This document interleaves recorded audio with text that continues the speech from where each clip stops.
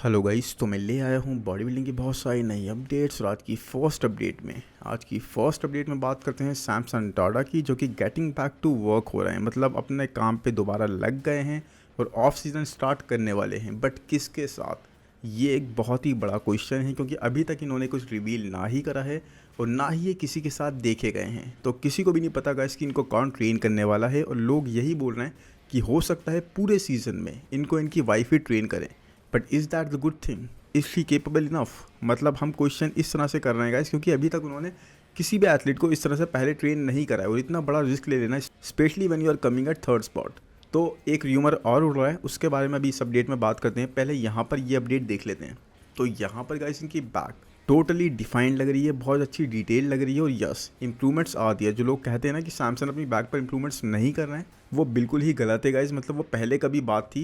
Improvements definitely यहाँ पर हैं, डेफिनेशन टोटली विजिबल है, डिटेल्स टोटली विजिबल हैं। बट वही है गाइस, जब ये पोज हिट करते हैं तो इनके लैट्स की विड्थ वो विजिबल नहीं हो पाती। और लैट्स को इनको अपने वाइड करना ही होगा, बिकॉज इनका फ्रेम इज़ रियली ह्यूज। और उसी हिसाब से गाइस प्रपोर्शनेट दिखने के लिए आप जानते हो ना, कितने सारे हमारे लेजेंड्स या फिर कितने मास मास्टर्स कितनी इंक्रेडिबल बैक रखते थे। उसी हिसाब से गाइस सैमसंग से एक्सपेक्टेशन भी है। तो उसी चीज़ को इनको इम्प्रूव करना होगा। यस, ये इम्प्रूव कर रहे हैं, डेफिनेटली इंप्रूवमेंट्स हैं। बट वो विथ अभी भी विजिबल नहीं है, जो एक बहुत ही कंपेटिटिव एज इनको दे पाए। बट हाँ गाइज, यहाँ आप एक चीज़ और देखोगे, इनकी स्किन क्वालिटी बहुत ही थिकर साइड पे लग रही है अभी भी। लोग कहते हैं कि ये ओवर द टाइम जब ये प्रेप करते रहेंगे बार बार एक के बाद एक शो के लिए, तब ये स्किन क्वालिटी खुद ही थिन साइड पे हो जाएगी। अभी तो खैर मुझे नहीं लगता ये चीज़ होने वाली है। कई लोगों के साथ ये चीज़ जेनेटिक बेस भी होती है। तो यहाँ पर मुझे वही सिनेरियो लग रहा है, बिकॉज सैमसंग डॉटर ने ओवरऑल गाइज एक के बाद एक कई सारे शोज़ में कम्पीट कर लिया है और काफ़ी बार ये अपनी प्रेप कर चुके हैं। तो मुझे ये चीज़ तो गाइज नहीं लगती। अब मैं आपको बताता हूँ वो र्यूमर ये है गाइज कि सैमसंग डॉटा इस वक्त पैट्रिक टूर से बातें कर रहे हैं, यानी कि पिटौर नाम से जो कोच हैं, जो बहुत ज़्यादा कंडीशन अपने एथलीट्स को लाने के लिए जाने जाते हैं, जैसे कि माइकल डबूल हो गए, लेस्लो क्राली हो गए और हमारे क्योन पियर्सन हो गए, ऐसे एथलीट्स। तो उनके साथ अब इनकी बात चल रही है और बहुत जल्दी चीज़ें फाइनलाइज होने वाली हैं। बट गाइस सर्टेनिटी से अभी इसको मत लेना, क्योंकि र्यूमर है और काफ़ी बातें सुनने में आ रही हैं इस बारे में जगह जगह पर पॉडकास्ट में। अभी तक पूरी तरह से सर्टेन नहीं है, तो वो जब होगा वो मैं बता दूंगा। लेकिन ये बात भी आपको बतानी ज़रूरी थी। एनीवेज गाइस, चलते हैं नेक्स्ट अपडेट पर, जो कि है हार्डी चूपन की। और हार्डी ने अब तक तो प्रूव कर दिया है गाइस कि ही कैन डू इट। अभी तक इन्होंने प्रूव कर दिया कि अभी भी ही कैन डेफिनेटली इम्प्रूव, और वो भी इस लेवल पर, वो भी इतने कम टाइम में। बट असली बैटल तो अब स्टार्ट होगी, क्योंकि दूसरी तरफ आप देख रहे हो डेरेक। इनकी विक्ट्रीज़ के बाद से Derek is very fired up, और जिस तरह से वो एफर्ट्स दे रहे थे उसको उन्होंने अब 3x 4x कर दिया है। यानी कि वो उतनी स्पीड बढ़ा चुके हैं अपने एफर्ट्स की, उतने ज़्यादा एफर्ट्स की इंटेंसिटी इंक्रीज़ कर चुके हैं, वर्कआउट की इंटेंसिटी इंक्रीज़ कर चुके हैं। तो हार्डी के लिए असली बैटल गाइज अब होगी, क्योंकि आपने अभी तक जो अचीव करा है वो अभी तक रह गया है। लेकिन मिस्टर ओलंपिया में आपको प्रूव करना ही होगा खुद को इस चीज़ में। So Hadi is back to the gym, and जो इंटेंसिटी विजिबल है गाइज, मतलब आप इनका फेस देखो, इनकी आंखें देखो, एक अलग ही इंटेंसिटी विजिबल है। पूरा फोकस, पूरी डेडिकेशन इनके वर्कआउट पर है, एक एक रैप के ऊपर ये पूरा फोकस कर रहे हैं। और ये इंटेंसिटी गाइज सिर्फ हार्डी और निक में ही दिखती है। आप निक का वर्कआउट भी देखोगे, वहाँ पर भी आपको ऐसे ही दिखेगी। और दूसरी चीज़ ये गाइज कि हार्डी अपने कोच को बहुत ज़्यादा रिस्पेक्ट देते हैं। खैर वो भाई वाला रिलेशन भी है, वो बात अलग है, लेकिन रिस्पेक्ट उसके अलावा बहुत ज़्यादा देते हैं। और ये बात मैं इसलिए कर रहा हूँ गाइस, क्योंकि इस वक्त ना सैमसंग डॉटा इस चीज़ के लिए भी बहुत ज़्यादा ट्रोल हो रहा है। क्यों? क्योंकि गाइस एक तरफ है हार्डी चुपन, जो अपने कोच को इतनी रिस्पेक्ट दे रहे हैं कि जीतने के बाद स्टेज पर बुला लेते हैं और गोद में उठा लेते हैं। और दूसरी तरफ सैमसंग डॉटा, जो बार बार अपने कोच से ट्रेन होने के बाद भी उनको मैसेज भेज के ब्रेकअप करते हैं कि अब मैं आपके साथ ट्रेन नहीं करूँगा, और बस पूरी तरीके से उनको इग्नोर कर देते हैं। जबकि इतने टाइम तक, इतने सालों उन्होंने उनको ट्रेन करा है। और कोई माने या ना माने, बट ये बॉडी बिल्डिंग इंडस्ट्री में सच है गाइस कि माइलोस ने सैमसंग को एक्चुअल में एक ब्रांड बनने में बहुत ज़्यादा हेल्प करी है। हर जगह पॉडकास्ट में जाके प्रमोट करा है, अपने नाम से उनको जोड़ा है, कई सारी चीज़ें करी हैं गाइस। ये एफर्ट्स नेगलेक्ट नहीं करे जा सकते। और इसीलिए गाइस हार्डी चुपन की रेस्पेक्ट हर किसी की नज़र में बहुत ही ज़्यादा है। लेकिन एक पॉइंट मुझे कल ही माइंड में आया जो मैं आपके साथ डिस्कस करना चाहता था, और वो ये गाइस कि हार्डी आर्नो क्लासिक ओहायो में तो चलो बहुत ही इंक्रेडिबल आए थे, बेस्ट पैकेज अभी तक का। लेकिन आर्नो क्लासिक यूके में जैसे ही पी जजिंग में थोड़े से डाउन हुए गाइस, और फाइनल्स में भी मतलब थोड़े से ही डाउन हुए, तो जजेस ने एकदम से, आपको याद है ना कैसे बोल दिया था कि यूके में it was a very close matchup between Samson Dauda and Hadi Choopan. यानी कि थोड़ा सा सिर्फ हार्डी के डाउन होते ही और सैमसंग के थोड़ा ही इंप्रूव होते ही ये गैप कितनी जल्दी से फिल हो गया। तो इस बात का मतलब क्या है गाइस, इस बात का मतलब यही है कि अगर सैमसन थोड़ा सा भी इम्प्रूव आ गए, जजेस शेप को बहुत ज़्यादा प्रेफरेंस दे रहे हैं, क्योंकि हार्डी को हम जानते हैं लाइट ईयर्स अहेड है भी सैमसन से in terms of conditioning and everything, चाहे वो ऑफ भी हो, जैसे कि वो आर्नोल्ड क्लासिक यूके में थे। उसके बाद भी जजेस ने क्या कहा कि मुकाबला बहुत ही क्लोज था। तो इस बात से आप समझ जाओ कि अगर हार्डी को आना है मैन तो 100% पर आना है और अपने बेस्ट पर आना है, नहीं तो थोड़ा सा भी अगर वो 98% भी हुए ना, उसके बाद उनकी कंडीशनिंग चाहे दोनों से अच्छी हो, सैमसन और डेरेक से, उसके बाद भी जजेस इन दोनों को ही प्रेफर करेंगे। तो इसी चीज़ से सैमसन खुश भी हो गए थे काफ़ी, ये वाला जो फीडबैक इनको मिला था।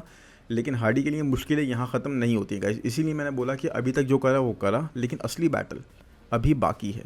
तो एनीवेज चलते हैं नेक्स्ट अपडेट पर गाइस, और वो है गुडविटो के बारे में। और गुडविटो का हमने डेब्यू तो देख लिया, कितना इंक्रेडिबल इन्होंने डेब्यू करा है। Everyone is impressed, everyone is super hyped इनको दोबारा देखने के लिए। बहुत अच्छा पैकेज लाएँ, बहुत कंपेटिटिव पैकेज लाएँ, हर एक एस्पेक्ट में ही वॉज इम्प्रूव्ड। सिर्फ टैनिंग और शाइनर, ये दो चीज़ों की कमी थी, उसके अलावा बहुत ही इंक्रेडिबल लग रहे थे। पोजिंग में इनको थोड़ा सा वर्क चाहिए, बट फिजिक ओवरऑल एक एब्सोल्युटली मास मास्टर वाली हो। जो कह रहे थे इतने स्मॉल हैं, इतने स्मॉल भी नहीं लग रहे थे गाइस, मतलब डायरेक्ट से आई थिंक बराबर की हाइट है या फिर उनसे ज़्यादा हाइट है, बट कम नहीं है। तो अब इनके बारे में ये अपडेट है गाइस कि डिट्रॉय प्रो में, यानी कि इसी वीक होने वाले शो में कम्पीट करने वाले हैं। खैर ये तो मैंने आपको बता ही दिया था, शायद मैं ही भूल गया, दोबारा से बता रहा हूँ। But yes guys, Detroit pro में गुडविटो आने वाले हैं, तो हम इनको देखने के लिए बहुत एक्साइटेड हैं। और मुझे लगता है ये शो, क्योंकि टोनियो और राफेल ने अभी तक अपना नाम नहीं दिया है, तो ये शो गुडविटो का ही होने वाला है। बाकी अब इस बारे में बात करेंगे जब कोई अपडेट आती है। अब चलते हैं नेक्स्ट अपडेट पर, जो कि फैबियो जूनियर के बारे में। और इनकी गाइज मैंने आपको एक अपडेट दिखाई थी जब इन्होंने ये पोजिंग करते हुए वीडियो पोस्ट करा था। उसके बाद मैं इनकी अपडेट दिखाना भूल गया, क्योंकि वहाँ पर जब गेस्ट पोजिंग टाइप हो रहा था, स्टार्टिंग में सेमिनार हो रहा था, वहाँ पर भी इन्होंने पोजिंग करी। एंड इनकी back man, incredible level of back, और इम्प्रूवमेंट्स का लेवल बहुत ही ज़्यादा है। वैक्यूम एंड और बहुत ज़्यादा इन्होंने अपनी फिजिक को इम्प्रूव कर लिया है। अब मुझे लग रहा था ये बहुत ख़तरनाक आएंगे, और ये सच में ऐसे ही आए। और यहाँ पर आर्नोल्ड क्लासिक ब्राज़ील में इन्होंने ये शो जीत लिया है क्लासिक फिजिक डिवीजन से। यस गाइस, बट ये ऐसा नहीं है कि बिल्कुल ही वन साइडेड रहा हो, क्योंकि दूसरे जितने भी एथलीट्स थे ना गाइस, एक इंक्रेडिबल लाइनअप था। बहुत ही स्मॉल वेस्ट कैरी कर रहे थे सारे के सारे एथलीट्स, बहुत अच्छी कंडीशनिंग में थे। और ये बैक पोस्ट देखो, मैं फैबियो की बैक की बहुत तारीफ़ करता हूँ, बहुत इंक्रेडिबल है, जो कि डेफिनेटली है। लेकिन बाकियों की भी बैक देखो कितनी ज़्यादा कंपेटिटिव है, मतलब बैक सबकी बहुत इंप्रूव थी गाइस, मतलब ये बहुत अच्छी चीज़ थी। तो यहाँ पर फैबियो जीत गए, और डियोगो ग्लैंडो नाम से एक एथलीट हैं जिनको आप स्क्रीन पर देख सकते हो, ये आए हैं सेकंड। इनकी फिजिक भी बहुत मुझे क्लासिक लगी, साथ ही इनकी वेस्ट देखो, आई थिंक सबसे ज़्यादा स्मॉलर वेस्ट अभी तक जो देखी गई है क्लासिक फिजिक डिवीजन में वो ये है। मतलब रमॉन से भी छोटी वेस्ट लग रही है इस टाइम पर इनकी, और लैट्स देखो कितना वाइडर ओपन हो रहा है। तो मैं तो बहुत ज़्यादा हक्का बक्का रह गया था इनकी फिजिक को देखकर, इनकी वेस्ट को देखकर। इनफैक्ट क्लासिक डिवीजन में यहाँ पर जिसने भी कम्पीट कराएगा, जितनी बात नहीं हुई, क्योंकि मेंस ओपन सारी ना हाइप ले गया, लेकिन क्लासिक में जितनों ने भी कम्पीट करा है, बहुत इंक्रेडिबल फिजिक प्रेजेंट करी है। कंडीशन पीक कोई भी मिस नहीं कर रहा था। फैबियो को यहाँ पर एडवांटेज किस चीज़ का हुआ? मसल मास का, because he was a bigger athlete, और इसी चीज़ का उनको एडवांटेज हुआ। नहीं तो कंपेटिटिव लाइनअप था बहुत ज़बरदस्त, जबकि फैबियो वॉज लुकिंग इनसेन।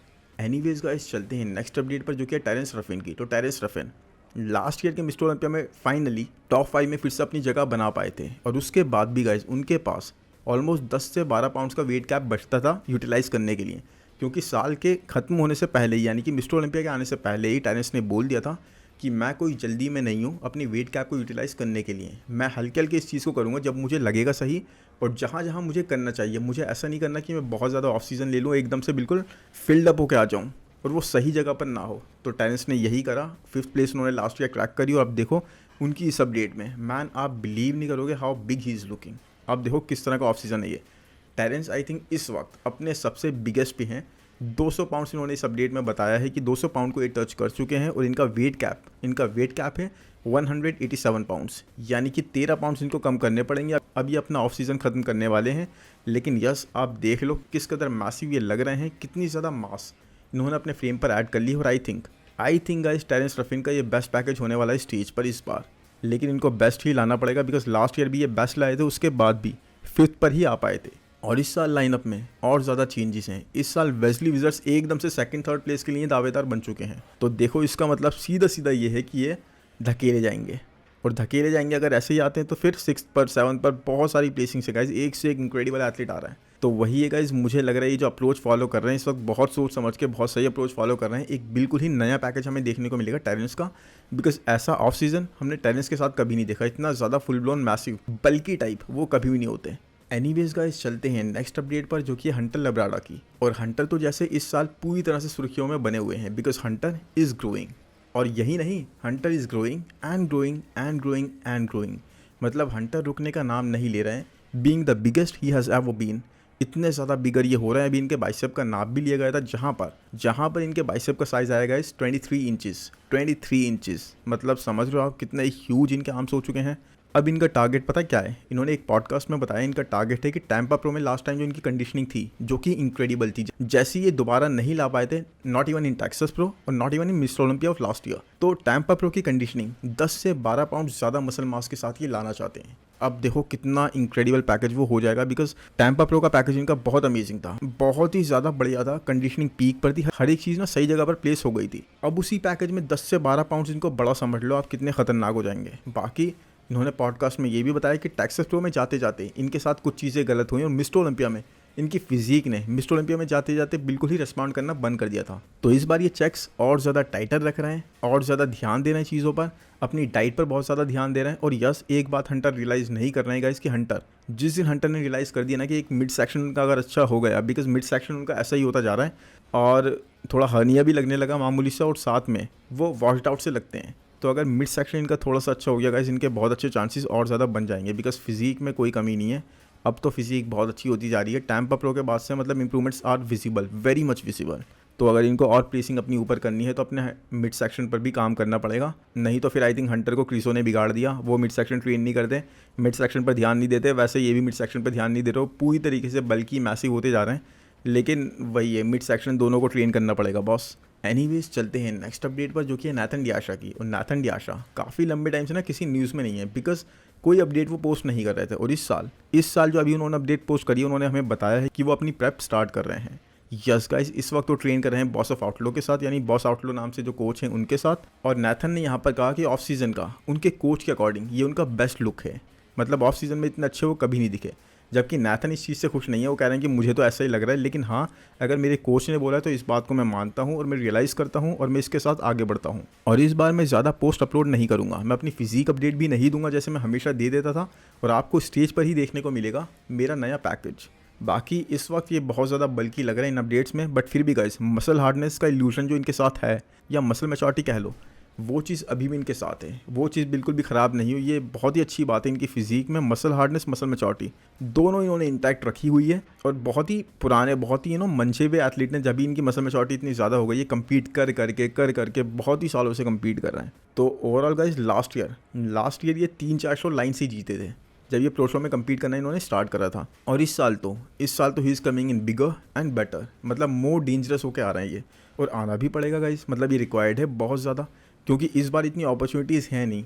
इस बार एथलीट्स बहुत ज़बरदस्त हो रहे हैं और शोज़ बहुत कम होते जा रहे हैं। तो आपको कोई भी अपॉर्चुनिटी को पूरी तरह से ग्रैब करना पड़ेगा, नहीं तो आपका कोई फ़ायदा नहीं है। मतलब आप कितने भी इंप्रूव कर लो, अगर आपने एक ही बार में चौका या छक्का नहीं मारा ना, तो फिर बहुत मुश्किल होने वाला है, बिकॉज कह नहीं सकते कौन सा एथलीट कब कहाँ पे दोबारा उतर जाए। तो आई होप ये वीडियो आपको पसंद आया होगा। पसंद आया है तो प्लीज़ लाइक कर दो, और कमेंट्स में बताओ कौन सा सेक्शन पसंद आया और किस बारे में मैं और ज़्यादा बात करूँ, किस एथलीट को ज़्यादा कवर करा जाए। बाकी चैनल को सब्सक्राइब करना बिल्कुल मत भूलो गाइस, सब्सक्राइबर्स बढ़ाओ, हमारे नोटिफिकेशन बेल को भी दबा दो। Thank you, bye bye.